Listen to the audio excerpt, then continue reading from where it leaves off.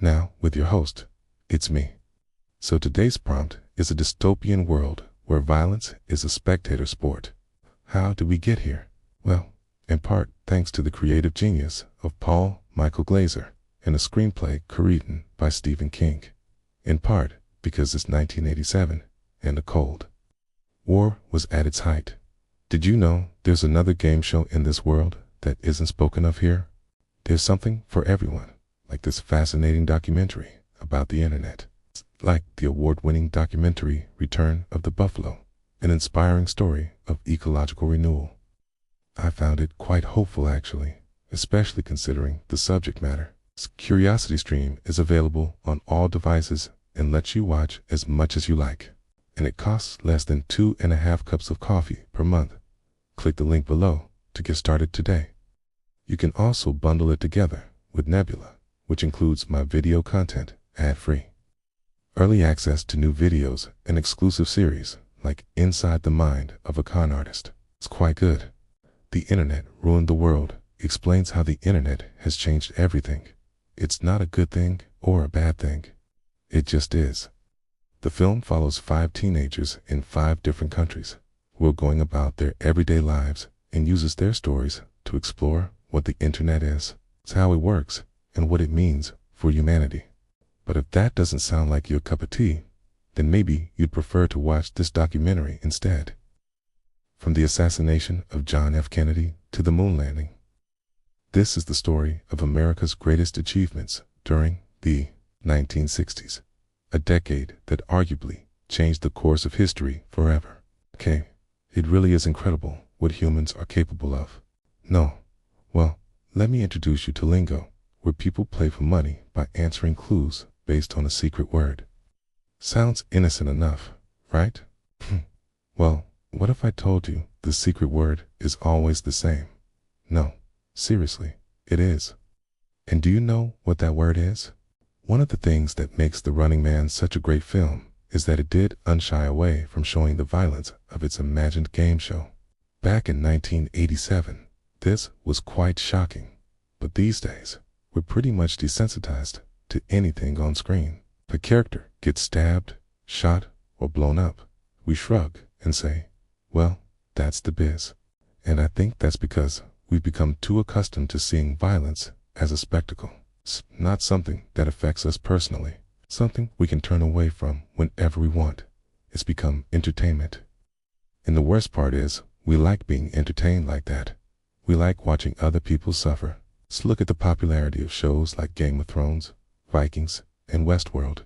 They revel in violence, yet we can't seem to get enough of them. Are we becoming a society of psychopaths? Maybe not. More likely, we're just becoming more like the characters in these shows. Because when we watch violence on screen, our brains release chemicals like dopamine and adrenaline. It feels good. But the more we do it, the more we need. And before we know it, we're addicted to violence as a form of entertainment. That's why The Running Man is still so relevant today. It shows us the dangers of becoming too desensitized to violence. If we let ourselves get addicted to it as a form of entertainment, then we'll never be able to stop it from happening in the real world. No, not Jew. Although that was apparently used as a secret word in some episodes in the 1960s. No, the word is truth. And lingo is just one example of how the media can shape the way we think about the world. Okay, but if you want to learn more, well, just ask ChatGPT. Okay, actually don't bother because it already knows what you're thinking. Thanks to our wonderful sponsor, CuriosityStream, and in part because even back then, the powers that be knew the way to make us look away from our own problems is to distract us with something entertaining. So they gave us The Running Man. It's been 34 years since Ben Richards was framed, hunted, and became a folk hero to many. But before he ran for his life in a game show of the same name, he was a helicopter pilot who saved the life of a child while on duty. After being reprimanded for breaking protocol, Richards resigns from the force. His wife and unborn child are evicted from their home, and he finds himself in a violent crowd. He tries to help an elderly woman, but accidentally runs over her son with his motorcycle. When he goes to her house to apologize, she shoots him which forces him to kill her in self-defense. Although no one believes his story, his record has been cleared after 24 hours when he's contacted by Damon Killian, producer of a popular game show called The Running Man. Killian tells him the truth about the show. It's deadly serious.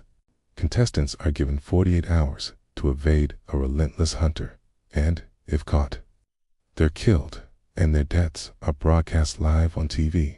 But there is a twist.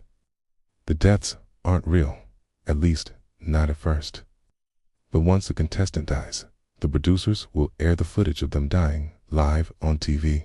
And it, all part of a plan to divert attention from the country's growing unrest.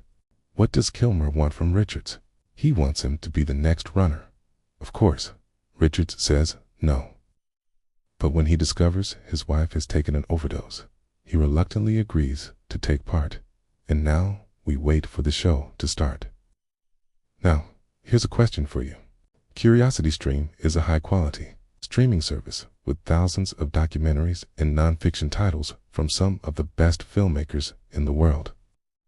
Now, both of those titles were on CuriosityStream's front page, but they have so much more to choose from.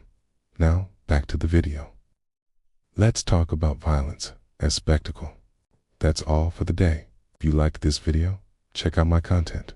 And remember, stay free.